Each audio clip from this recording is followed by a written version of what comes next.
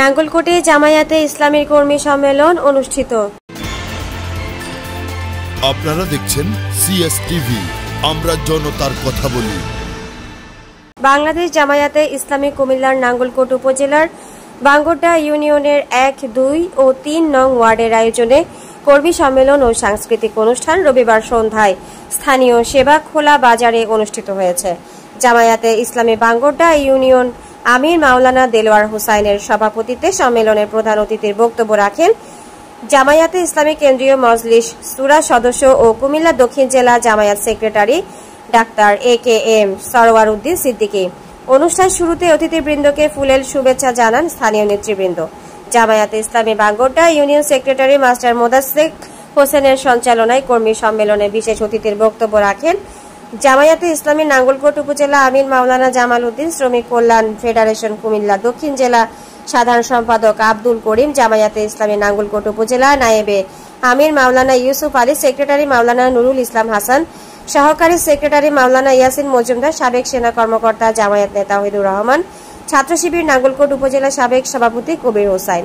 এ সময় উপস্থিত ছিলেন জামায়াত নেতা জহির উদ্দিন কোরবান আলী, এরশাদুল্লাহ সোহেল, সেলিম উদ্দিন, মাইনুদ্দিন মহিন, মীর হোসেন, লকিউতুল্লাহ, সুমন মিয়া, মাওলানা বশির আহমেদ, রেজাউল হক, রাসেল আহমেদ, আনোয়ার হোসেন, জামাল হোসেন, মাওলানা আবু বকর, মাস্টার মাকসুদুর রহমান প্রমুখ।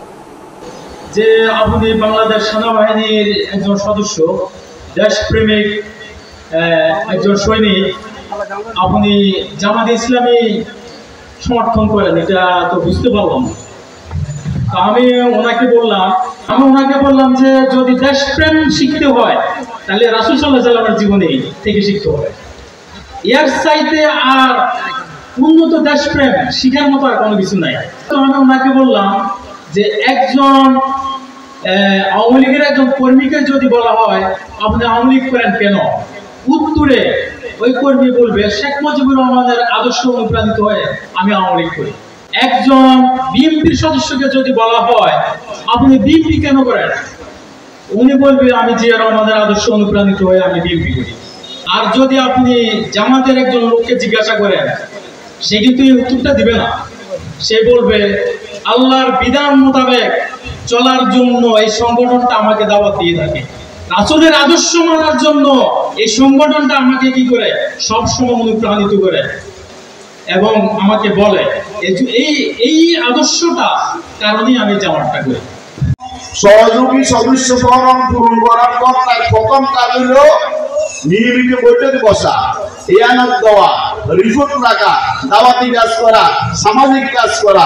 এই জন্যই বৈঠকে বসেননি, রিপোর্ট রাখেননি, দাওয়াতি কাজ করেননি, সামাজিক কাজ করেননি, তাইলে এবার আপনাদের কাজের রূপণ হওয়া এই 5টা দিন থেকে এরপরে বরং টিয়া জামাতের সর্বোচ্চ স্তর শপথের কর্মী হতে হবে।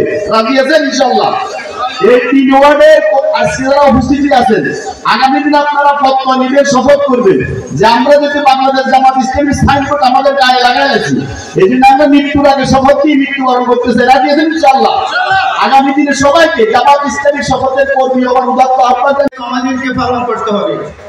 এই দুনিয়া থেকে বৈষম্য দূর করার জন্য ইসলাম প্রতিষ্ঠার প্রয়োজন, মানবিকতা প্রতিষ্ঠার জন্য ইসলাম প্রতিষ্ঠার প্রয়োজন, মানুষের বিভেদ পরিহার করার জন্য ইসলাম প্রতিষ্ঠার প্রয়োজন, সাম্য প্রতিষ্ঠার জন্য ইসলাম প্রতিষ্ঠার প্রয়োজন। আজকে যে অন্যায় জুলুমের সলাপ হচ্ছে, আল্লাহকে ভয় করার, নিজে অবলম্বন না করার কারণে দেশ থেকে হাজার হাজার কোটি টাকা লুণ্ঠন করছে।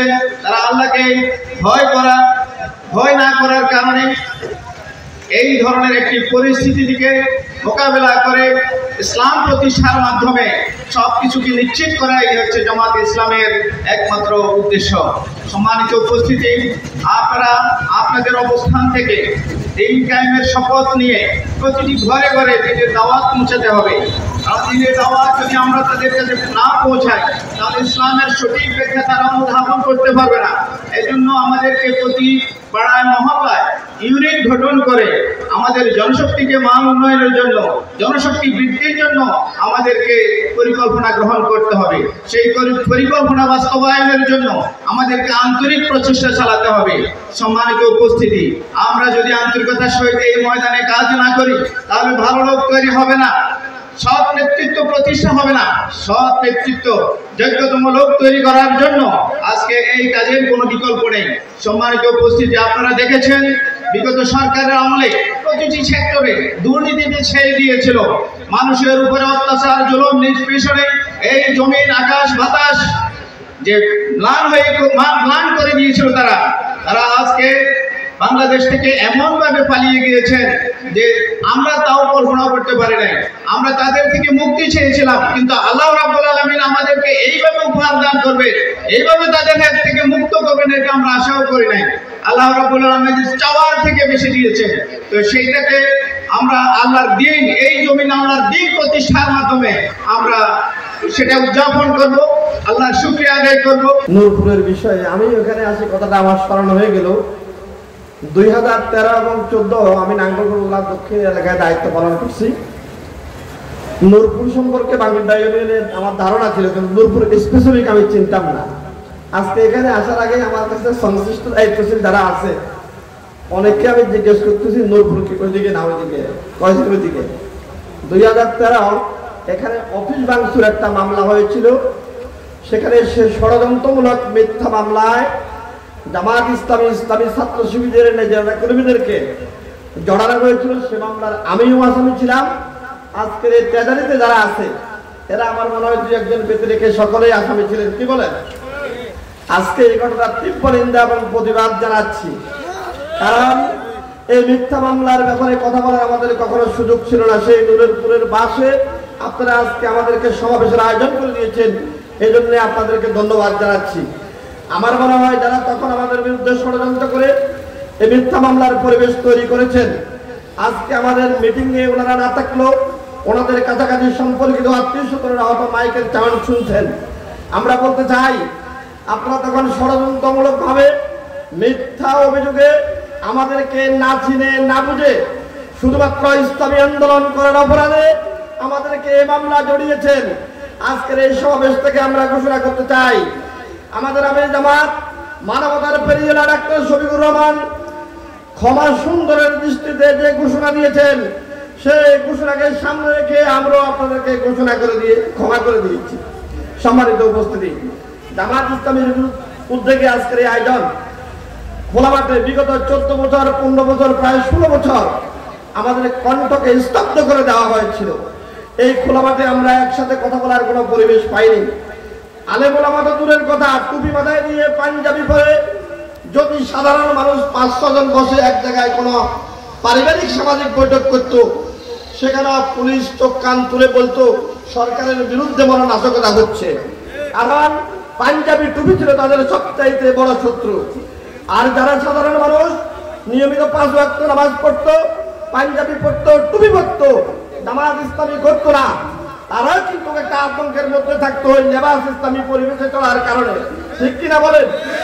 সম্মানিত উপস্থিতি, তারা আমাদের আনুষ্ঠানিক সকল কার্যক্রম বন্ধ করে দিয়েছে। যেখানে বেশ্যার আড্ডা হতো, যেখানে নর্তকীর নাচের অ্যারেঞ্জমেন্ট হতো, সেখানে পুলিশ নিরাপত্তা দিত। শুধুমাত্র যেখানে আল কোরআনের তাফসীরের মাহফিল অনুষ্ঠিত হতো, সেখানে পুলিশ দিয়ে 44 ধারা জারি করে বন্ধ করে দেওয়া হতো।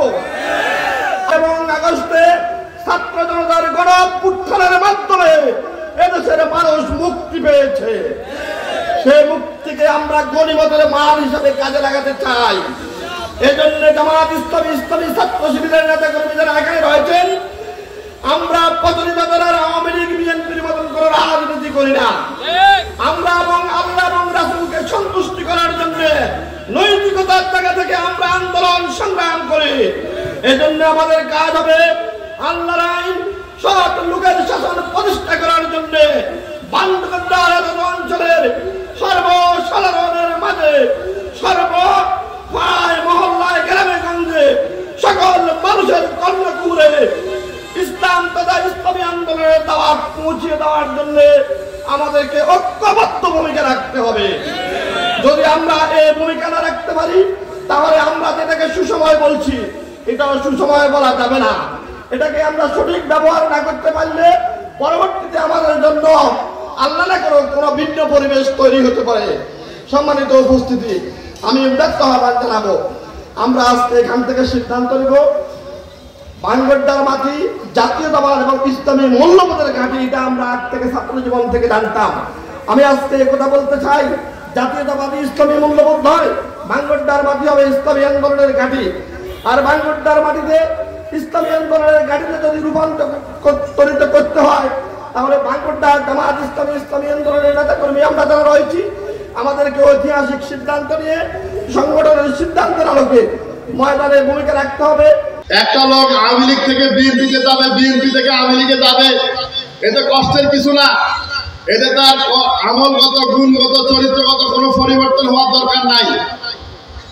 একটা লোক আওয়ামী লীগ করে, সে স্মোকিং করে, নামাজ পড়ে না, সে বিএনপিও করতে পারে, চরিত্র নিয়ে অসুবিধা নাই।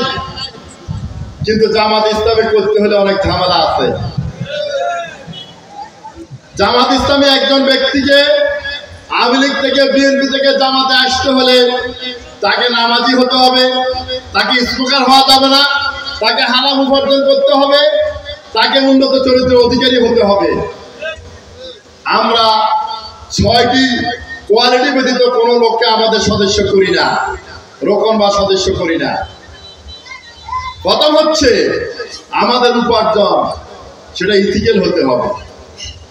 কারণ হারাম উপার্জন বা দুর্নীতি এমন একটা ব্যাধি, এমন একটা ক্যান্সার, যেটা সমাজকে ক্ষতবিক্ষত করে দেয়। এজন্য আল্লাহ রাসূল বলেছেন, ইসলামী শরীয়তে যত ফরজ আছে, হালাল উপার্জন একটা অন্যতম ফরজ। কারণ কেউ যদি 40 দিরহাম দিয়ে একটা কাপড় কিনে, সেখানে যদি 1 দিরহাম হারাম থাকে, যতক্ষণ এই কাপড় তার গায়ে থাকবে ততক্ষণ সেজদা কবুল হবে না। কত মারাত্মক কথা! রাসূল বলেছে, হজ এবং উমরা কামারের হাতুড়ের বাড়ির সাথে, হাতুড়ের বাড়ির কারণে লোহা থেকে যেভাবে মরিচিকা ধরে পড়ে, হজ এবং উমরা মানুষের শরীর থেকে এভাবে গুনাহ ধরায়। কিন্তু কেউ যদি হারাম টাকা নিয়ে হজ করতে যায়, সে যখন বলে লাভবাহিক, আল্লাহর পক্ষ থেকে একজন ফেরেশতা বলে, তোমার লাভবাহিকের আল্লাহর কোনো দরকার নাই।